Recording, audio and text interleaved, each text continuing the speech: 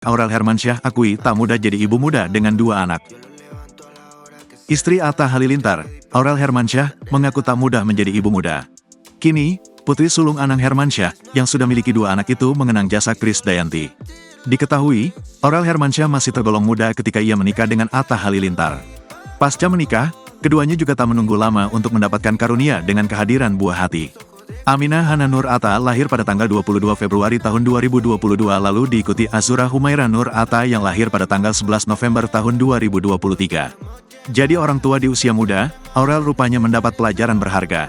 Aurel kini mengaku baru sesungguhnya paham tentang aturan, komentar dan teguran yang pernah diberikan orang tuanya semasa ia masih remaja dahulu.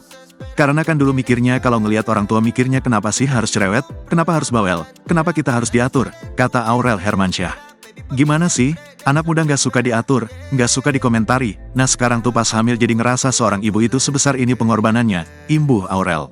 Dalam kesempatan itu, putri sulung penyanyi Krisdayanti tersebut juga menceritakan pengalaman melahirkan hingga merawat buah cintanya. Aku juga merasakan sakit setelah lahiran, itu, nikmatnya menyusui, itu kan rasanya wah, lanjutnya.